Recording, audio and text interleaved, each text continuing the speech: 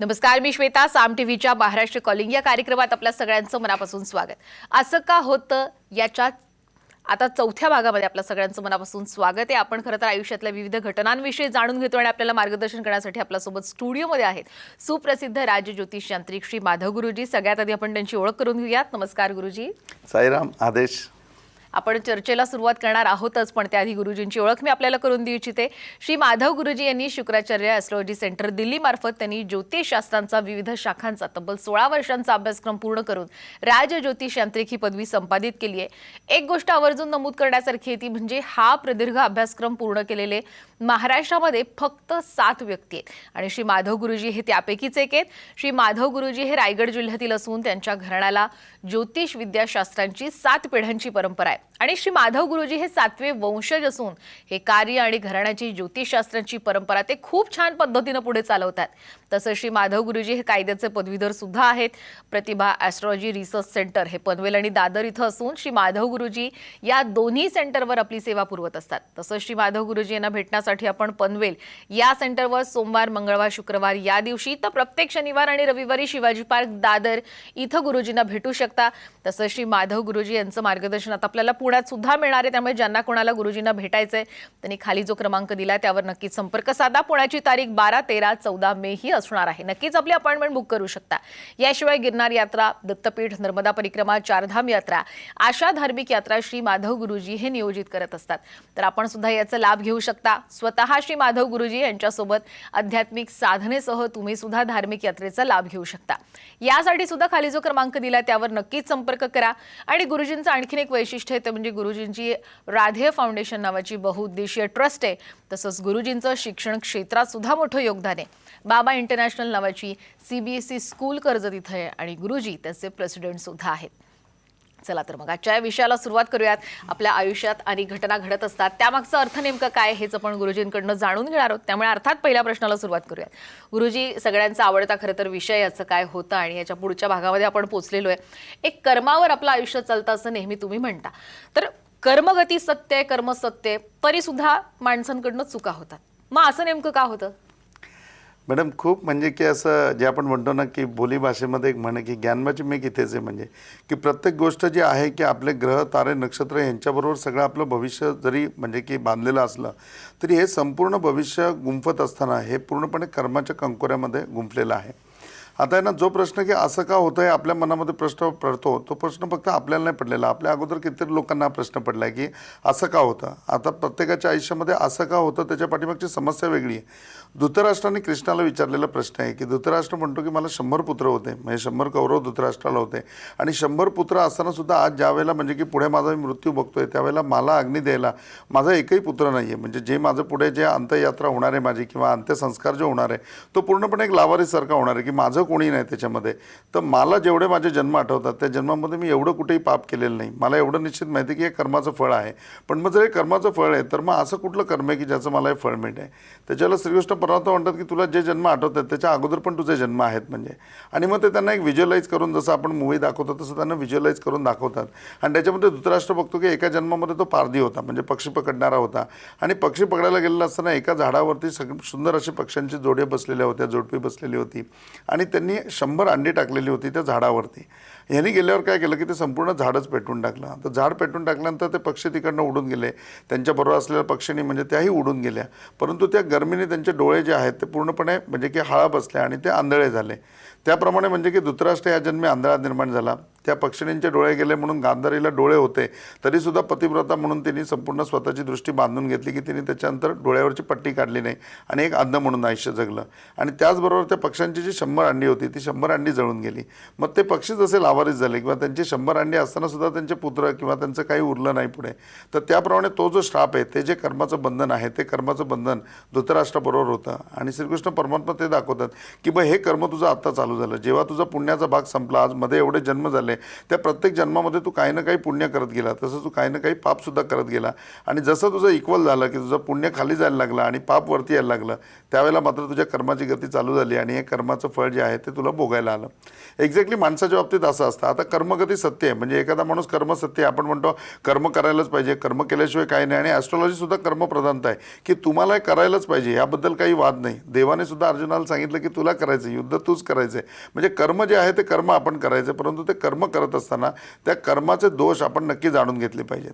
आता याच्यामध्ये कर्म सत्य आहे, कर्माची गती सत्य आहे. आता कर्माच्या गतीप्रमाणे धरलं तर एखादा माणूस नोकरी करत राहतो, नोकरी नोकरी नोकरी आयुष्यभर नोकरी करतोय, ही नोकरी सोडली, ती धरली, ती सोडली, ही धरली, असं करत करत 10 ते 12 वेळा नोकरी चेंज करून झाली. मग नोकरी चेंज करून राहिल्यानंतर 12 वेळा काही ना काही समस्या आल्या. मग प्रत्येक वेळेला समस्या होत्या, ती सगळी फर्म किंवा त्या कंपन्या त्यांच्यामध्येच प्रॉब्लेम होता. या माणसाने कधीतरी विचार करायला पाहिजे ना की अरे माझ्यात नक्की काय प्रॉब्लेम आहे, तो एकदा जाणून घेतला पाहिजे. नुसत्या नोकऱ्या बदलण्यामध्ये काय फायदा आहे. म्हणजे कर्माची गती सत्य आहे, परंतु कर्माचा दोष जाणून घेतला पाहिजे. किंवा असं असतं की एखादा माणूस व्यवसाय करत असतो, त्या व्यवसायामध्ये इतका लॉस होतो की शेवटी असं होतं की त्याला कुठेतरी नोकरी पत्करावी लागते. मग ते आपल्या नशिबामध्ये नोकरीच आहे का, तर आपल्या नशिबामध्ये नोकरी असेल तर आपण त्याच्यामध्ये चांगली नोकरी पत्करावी, कशाला व्यवसाय करायच्या भानगडीमध्ये पडायचं. म्हणजे हे जे कर्माचे दोष आहेत, हे कर्माचे दोष जर कर्म तपासून घेतलं तर 100% जाऊ शकतात. तर मग आता म्हणजे की ही समस्या आहे की कर्मगती सत्य आहे, कर्म सत्य आहे, तरी पण माणूस का चुकतो. तर तरी पण माणूस का चुकतो, तर हे त्याचं स्वतःचं अज्ञान आहे की तो त्याच्यामध्ये उगाच स्वतःला गुरफटून घेतो. ह्याच्यावरती आता उपाय काय आहे, तर ह्याच्यावरती उपाय की सर्वात पहिले त्याने ॲस्ट्रॉलॉजीमध्ये यायला पाहिजे. ॲस्ट्रॉलॉजीमध्ये येऊन ज्यावेळेला एखादी गोष्ट वारंवार आपल्या बाबतीमध्ये घडते, तर आपल्या कर्माचा काय दोष आहे, आपल्या कर्माचा श्राप काय, किंवा आपण कुठलं कर्म बरोबर घेऊन आलो आहे, आपण कुठले श्राप बरोबर घेऊन आलो आहेत, आपल्यामध्ये कुठले दोष आहेत, ते जाणून पहिले ॲस्ट्रॉलॉजीमध्ये घ्यायला पाहिजे. आणि मग त्यावेळेला ते जाणून घेतील, त्यावेळेला निश्चितपणे कळेल की आपण व्यवसाय करायला पाहिजे. मग व्यवसाय कुठला करायला पाहिजे ते सुद्धा त्याच्यामध्ये मार्गदर्शन असेल. मग त्याप्रमाणे जेव्हा मार्गदर्शन करू त्यावेळेला कर्मगती सत्य असेल आणि त्या कर्मामध्ये यश पण मिळेल. नाहीतर नशिबामध्ये व्यवसाय हा नोकरी बदलत 12 नोकऱ्या झाल्या, आज जीवनाचा सगळा कालावधी निघून गेला, आज रिटायरमेंट एजला आला, तेव्हा कोणीतरी ज्योतिषाने त्याला सांगितलं की अरे तू व्यवसाय कर. आणि व्यवसाय केल्यानंतर त्याच्यात त्यांनी 2 वर्षात इतकी प्रगती केली की तू रोज थोबाडात मारून घ्यायचा. आणि मी 58 वर्ष माझ्या आयुष्यातली फुकट घालवली फक्त नोकरी करण्यामध्ये. मी त्याच वेळेला जर व्यवसाय केला असता तर मी किती यशस्वी झालो असतो. म्हणजे याप्रमाणे कर्मगती जी आहे हे कर्म सत्य आहे, कर्मगती सत्य आहे, परंतु कर्म जाणून घेतलं पाहिजे की मी नक्की काय करायला पाहिजे. आणि लोक हे जाणून घेत नाही, म्हणून मग असं होतं की कर्मगती सत्य कर्म आहे तरी पण माणूस का चुकतो, तर यामुळे माणूस चुकतो. नक्कीच. आणि ॲस्ट्रॉलॉजीच्या मदतीने कुठेतरी यावर मात करणं हे शक्य होऊ शकतं. अनेकदा काय होतं, काही जणांचं आयुष्य त्याच्यामध्ये अपयशच बऱ्याचदा दिसतं. म्हणजे कार्याची सुरुवात छान होते, कार्यही छान पार पडतं, पण तरी पदरी नेमकं अपयश येतं. तर साधारणपणे असं नेमकं का होतं बरं? मॅडम हा प्रश्न आहे ना खूप सुंदर आहे. आणि हा प्रश्न बघाल ना तर खूप कन्फ्यूज करणार आहे. कारण प्रश्नाची सुरुवात होते की सदैव अपयश, आणि दुसरीकडे असं म्हणलं आहे की बाबा सगळं कार्य पण पार पडतं. ह्याचं नाही, आपण छोट्या उदाहरणाने बघूया. आमच्याकडे एक सर येतात, त्या सरांच्या बाबतीमध्ये बघाल तर आता त्यांचं जवळजवळ 51 एज आहे. आणि 51 एजला त्या माणसांनी काय आत्तापर्यंत प्राप्त केलं नाही. म्हणजे एक उदाहरण द्यायचं झालं तर लोकांना मारुती कंपनीची गाडी दिसते फक्त, पण मारुती कंपनीचा नंबर लोकांकडे नसेल. ह्या माणसाकडे मारुती कंपनीचा नंबर मिळवल्यानंतर त्यांना फोन केल्यानंतर त्यांनी अपॉइंटमेंट दिली. मग हे गेले आणि यांनी सांगितलं की मला मारुतीची डीलरशिप पाहिजे. यांचं एकंदर सगळं म्हणजे की प्रलोभन बघून किंवा त्यांचं प्रेझेंटेशन बघितल्यानंतर मारुती कंपनीने त्यांना ग्रीन सिग्नल दिला की ठीक आहे, या एरियामध्ये आम्ही तुम्हाला डीलरशिप द्यायला तयार आहे. पुढे मग तिथे त्यांच्या रिक्वायरमेंटप्रमाणे जागा, त्यांना जागेचा मालक भेटला. तो म्हणला मारुतीची शोरूम टाकताय म्हणजे ती चालणारच आहे, तुम्ही मला भाडं द्याल तर ठीक आहे, डिपॉझिट नको, मी तुम्हाला रजिस्टर करून जागा देतो. 20 वर्षाकरता जागा मिळाली. जागा मिळाल्यानंतर ती जागा आणि मारुतीचं म्हणजे ऑफर लेटर घेऊन हे बँकेमध्ये गेलं. बँकेने सांगितलं आम्ही मुबलक पैसे तुम्हाला द्यायला तयार आहे, काही प्रॉब्लेम नाही. आणि मग पैसे अवेलेबल आहे, जागा अवेलेबल आहे, कंपनी डीलरशिप देते म्हटल्यानंतर काय धूमधडाक्यात काम चालू झालं. आणि सगळीकडे वर्षभर लागतं, पण यांची अवघ्या 6 महिन्यामध्ये शोरूम रेडी झाली. आणि शोरूममध्ये म्हणजे की ओपनिंग झालं, इनॉग्रेशनच्या दिवशी नारळ फुटला गेला, इथपर्यंत काही प्रॉब्लेम आला नाही. आणि या समस्येमध्ये असंच होतं की कुठल्याही गोष्टीची सुरुवात धूमधडाक्यामध्ये होते. धूमधडाक्यामध्ये सुरुवात होऊन नारळ वाढवायचं तर काही प्रॉब्लेम येत नाही. आता नारळ वाढवून झाल्यानंतर असं आलं की दुसऱ्याच दिवशी मारुती कंपनीमध्ये स्ट्राईक झाला. आता रिस्पॉन्स एकदम चांगला आहे, शोरूम उभी आहे, शोरूममध्ये मॅनपॉवर रेडी आहे. म्हणजे जे आपण म्हणतो की मॅन पॉवर आहे, मसल पॉवर आहे आणि मनी पॉवर आहे, तिन्ही पॉवर यांच्याकडे मुबलक प्रमाणामध्ये होत्या. पण उद्या मारुती कंपनीमध्ये स्ट्राईक झाला, त्यांनी गाड्याच बनवणं बंद केलं, तर मारुतीचे डीलरशिप आहे, दुसऱ्या कुठल्या गाड्या विकणार. आणि तो स्ट्राईक 6 महिने जर चालला, तर 6 महिने तो स्ट्राईक चालल्यानंतर जर त्यांनी गाडीच पाठवली नाही, ते लोक त्याच्यामध्ये सेलला काय करणार. आणि मग या सगळ्या गोष्टीमध्ये तो पूर्णपणे सेल अडकून पडला. आता तो सेल अडकून पडल्यानंतर एवढं शोरूम, त्याचा एक्सपेन्सेस, त्याचं भाडं, बँकेचं व्याज, या सगळ्या गोष्टी तुम्ही कितपर्यंत तोलून धरणार आहे. पुढे 6 महिने ते तोलवून धरू शकले. 6 महिन्याच्या नंतर असं आलं की आता इन्सॉल्वन्सी व्हायची वेळ आली, की आता दिवाळा काढायची वेळ आली. मग ती कुणाला तरी हँडओव्हर करा आणि मग जे पैसे लागलेले ते पैसे एखाद्याकडनं प्राप्त करून ती संपूर्ण त्याला हँडओव्हर केली. म्हणजे एवढा मोठा हत्ती म्हणतात तसा अगदी पांढरा हत्ती हा कुणाचा तयार होत नाही, ह्या लोकांचा तयार होतो. म्हणजे सुरुवात चांगली होते, यश पण मिळतं, परंतु तो व्यवसाय चालवता येत नाही, त्याच्यामध्ये पूर्णपणे अपयश भेटतं. ह्या व्यक्तीच्या बाबतीत चांगल्या नामांकित कंपनीच्या बाबतीत 3 वेळा असं झालं की 3 वेळा या गोष्टी झाल्या. आणि मग त्याच्यानंतर ते म्हणले की नाही, मला चांगल्या ॲस्ट्रॉलॉजरकडे जायला पाहिजे. आणि मग चांगल्या ॲस्ट्रॉलॉजरकडे जायला पाहिजे, त्याला भेटायला पाहिजे. त्यांना प्रतिभा ॲस्ट्रॉलॉजीमध्ये ते आले आणि आल्यानंतर त्यांनी मला विचारलं की माझ्या बाबतीत एवढंच सांगा की असं का होतं. मला सोल्युशन पण नाही सांगितलं तरी चालेल. त्यावेळेला मी त्यांना सांगितलं की कर्माचा एक दोष आहे, म्हणजे की पाठीमागच्या जन्मामध्ये जर तुम्ही चोरून कुठली विद्या घेतली असेल किंवा एखाद्याचं अनुकरण केलं असेल आणि ते अनुकरण करत असताना स्वतःच्या फायद्याकरता किंवा त्याचं नुकसान होईल अशा प्रकारे तुम्ही वागले असेल तर या कर्माचे दोष पूर्णपणे येतात. ते म्हणले मला तसं समजलं नाही. मग त्यांना मी एक उदाहरण दिलं की कर्णाने परशुरामांना गुरु केलं आणि परशुरामांची पद्धत ही होती की ते फक्त म्हणजे की जे विप्र आहेत त्या विप्रांनाच ते शिकवायचे. म्हणजे समाजामध्ये जो ब्राह्मण घटक त्यावेळेला त्यांना मान्य होता त्यांनाच ते विद्या द्यायचे. तर कर्णाने तिथे मी ब्राह्मण असल्याचं भासवलं आणि त्यांच्याकडनं सगळी विद्या ग्रहण केली. ती सगळी विद्या त्यांच्याकडनं घेतल्यानंतर शेवटच्या क्षणाला त्यांच्या लक्षात आलं की हा ब्राह्मण नाही, हा सूतपुत्र आहे. तो सूतपुत्र असल्यानंतर परशुराम म्हणले की तू मला जे खोटं बोललायस, म्हणजे मला दगा दिलायस आणि दगा देऊन तू माझ्याकडनं पूर्णपणे विद्या घेतलीस, म्हणजे एक प्रकारे माझी फसवणूक केलीस. ही विद्या तुला फळणार नाही. म्हणजे ज्यावेळेला तू या विद्येचा वापर करशील, ब्रह्मास्त्र ज्यावेळेला चालवायला घेशील त्यावेळेला तुझ्या रथाचं चाक गिळलं जाईल, म्हणजे आणि त्याच वेळेला तुझा अंत होईल. आणि तो श्राप आहे, तो श्राप त्याला पूर्णपणे कर्णाला लागतो. आणि आपल्याला माहिती आहे की पुढे जाऊन कर्णाचं खरोखरी म्हणजे युद्धभूमीवरती चाक पूर्णपणे खाली गेलं आणि ते काढत असतानाच त्याच्यामध्ये कर्णाला मृत्यू पत्करावा लागला. सांगायचं तात्पर्य आहे की चोरून जर कुठली विद्या घेतली असेल किंवा चोरून कुणाचं अनुकरण केलं असेल तर त्याचा कर्मश्राप, त्याचा कर्मदोष असतो. आणि त्या लोकांच्या बाबतीत असं होतं की मोठं काम त्यांच्या हातून होतं, सुरुवात चांगली होते, त्यांना यशही मिळतं, परंतु पुढे ते त्यांना चालवता येत नाही, ते कुणाला तरी हँडओव्हर करावं लागतं आणि शेवटी बघायला गेलं तर ते पूर्णपणे अपयशी ठरतात. मग एवढं आहे की आपल्या कार्यक्रमाचं टायटलच आहे की असं का होतं आणि यावर उपाय काय. मग यावर उपाय काय, तर यावर पहिला उपाय येतो की तुम्ही संत संगती करा, तुम्ही सत्संग करा, तुम्ही पोथी पुराणं वाचा. याच्या व्यतिरिक्त तुम्ही कीर्तन प्रवचन अटेंड करा की जेणेकरून तुमच्या विचारांमध्ये ते बोध निर्माण होतील. ते जे तुमच्या याच्यावरती कर्माचे दोष आहेत हे कर्माचे दोष पूर्णपणे निघून जातील. याच्या व्यतिरिक्त तुम्ही शिवाची उपासना करा. शिवमहिमान म्हणून स्तोत्र येतं, हे स्तोत्र दररोज वाचा. आणि याच्या व्यतिरिक्त ह्याच्यामध्ये एक 13 फेस रुद्राक्ष, 13मुखी रुद्राक्ष येतो, तो 13मुखी रुद्राक्ष तुम्ही परिधान करा की ज्याच्याने कर्माच्या खऱ्या गतीवरती तुम्ही याल. एवढा मोठा हत्ती तर तुम्ही उभा करालच, परंतु त्याचबरोबर तो हत्ती यशस्वीरित्या चालवाल सुद्धा, का तर तुमच्यामध्ये कर्तृत्व आहे, एवढं तुम्ही उभी केलेलं आहे. फक्त कर्माचा दोष जायला पाहिजे. तो कर्माचा दोष गेला की असं का होतं या प्रश्नाचं उत्तरही आलं आणि यावर हे उपाय केल्यानंतर हे सिद्ध सुद्धा झालं. नक्कीच चूक नसताना सुद्धा अपयश जर पदरी येत असेल तर नेमकं हे का होतं याचं उत्तर आपल्याला नक्कीच आता मिळालं असेल. ही चर्चा अशीच पुढे चालू ठेवणार आहोत. वेळ झाली एका छोट्याशा ब्रेकची. कुठेही जाऊ नका, पाहत राहा महाराष्ट्र कॉलिंग.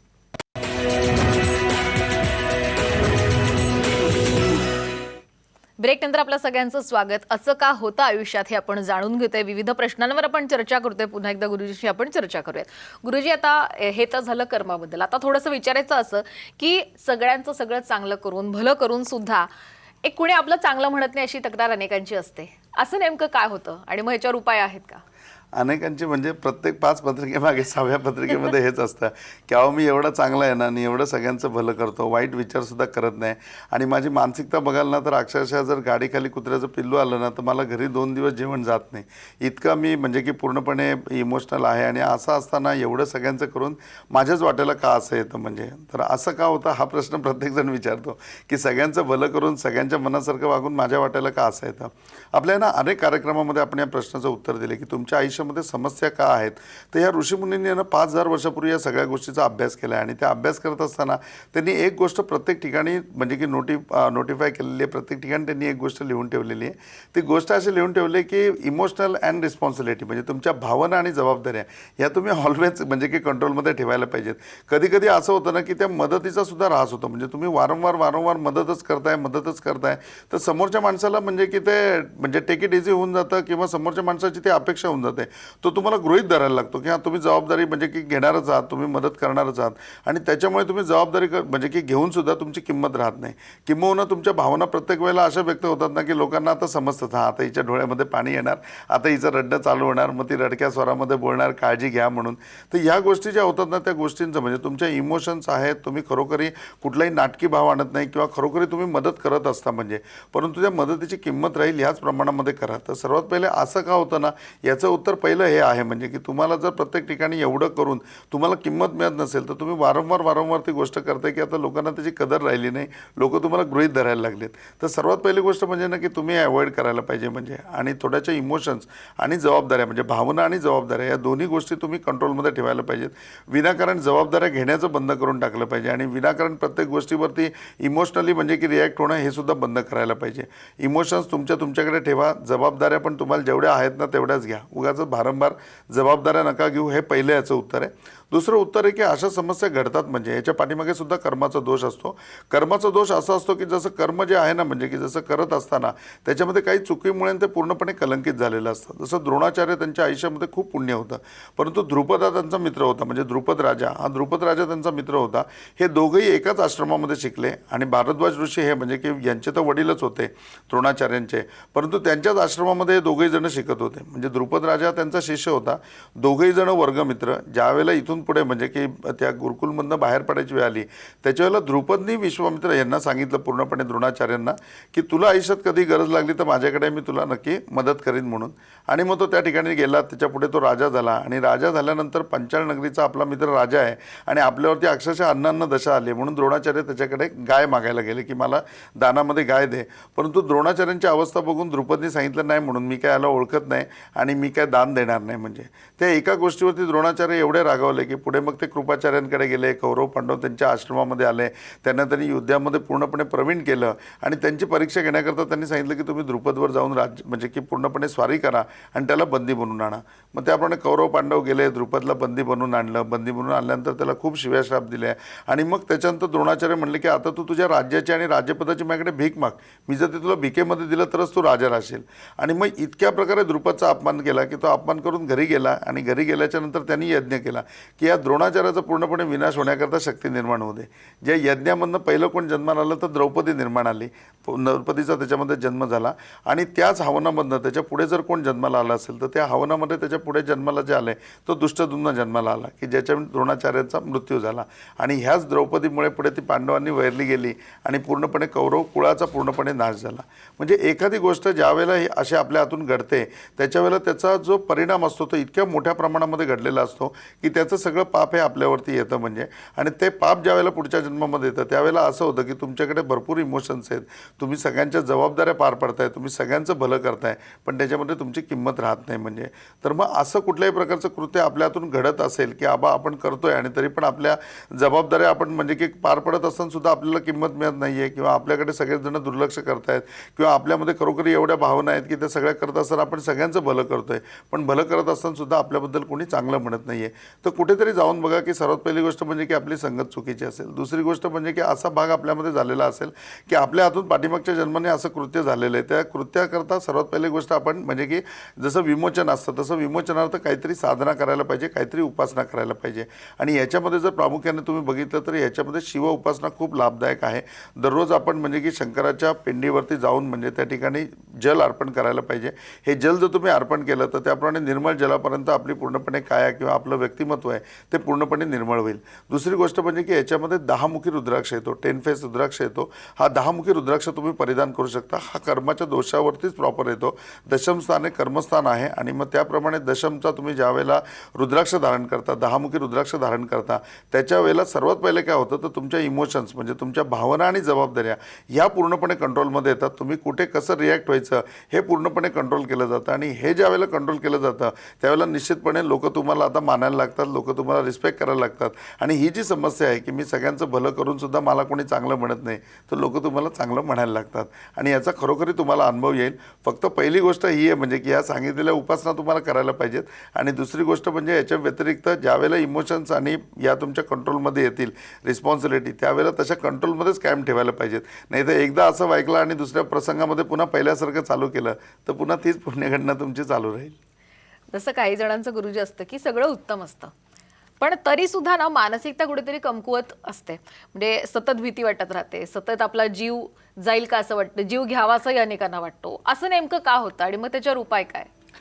मॅडम ही समस्या आहे ना, ही समस्या खूप गंभीर आहे आणि आता या समस्येचं तुम्ही बघाल ना तर स्वरूपसुद्धा जास्त आहे. म्हणजे की आपण एन्झायटी वगैरे प्रत्येक ठिकाणी ऐकतो की आहे या याच्यामध्ये.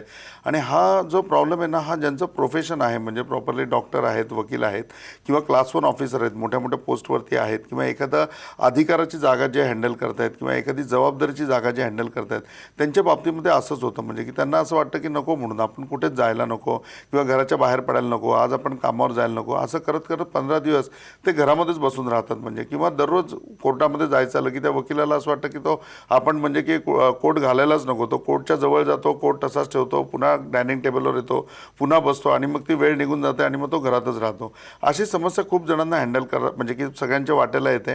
आणि मग ते हँडल करत असताना पुढे अशी परिस्थिती होते की लोक म्हणतात की तुम्ही मानसिक स्वतःला तपासून घ्या आणि मग मानसिक तपासून घेतल्यानंतर एकीकडे ती सगळी आपल्याला लक्षणं दिसायला लागतात आणि मग लोक अजून घाबरवतात. आणि मग घाबरल्यानंतर त्याचं उदाहरण म्हणजे की त्याचं रूपांतर जे होतं ते रूपांतर पूर्णपणे याच्यामध्ये होतं की आता आपण आत्महत्या करावी म्हणजे. आणि मग ते आत्महत्येचा विचार करावे लागतात आणि मग ते मानसिकरित्या आणखीन कमकुवत होतात. अशी ही समस्या पुढे पुढे थोडी वाढत जाऊन काही वेळेला असं होतं की ती घरापुरती सीमित राहते. म्हणजे घराच्या बाहेर अशी लोक पडत नाही, तर काही ठिकाणी खरोखर ते सुसाईड करण्याचा प्रयत्नही करतात आणि काही ठिकाणी लोक सुसाईड करून जातात सुद्धा. इतकी ही समस्या गंभीर आहे. तर सर्वात पहिली गोष्ट म्हणजे की असं का होतं, ही समस्या माणसाच्या आयुष्यामध्ये का निर्माण होते, तर याच्या पाठीमागे सुद्धा दोष आहे, याच्या पाठीमागे सुद्धा कारण आहे. मग याच्या पाठीमागचं कारण आहे ना की कर्माचा एक दोष येतो. ज्या दोषामध्ये असं म्हणलं जातं की तुमची सद्विवेक बुद्धी चांगली असताना सुद्धा दुसऱ्याच्या नादी लागून म्हणजे दुसऱ्याच्या सांगण्यावरनं तुम्ही एखादं कृत्य केलं आणि कृत्य करून त्याच्यामध्ये कुणावरती अन्याय झाला, एखाद्याच्या लाईफमध्ये काही प्रॉब्लेम झाला, तर त्याला सर्वस्वी जबाबदार तुम्ही धरले जाता आणि तुमच्यावरती त्या गोष्टीचं रिॲक्शन होतं. जसं पितामह भीष्म यांचं एवढं कॅरेक्टर सुंदर होतं किंवा त्यांचं व्यक्तिमत्व इतकं चांगलं होतं की खरोखर भीष्म पितामह म्हणल्यानंतर सगळेजण त्यांना आदर करत होते. पण असं असताना त्यांना बाणांच्या शय्येवरती झोपावं लागलं.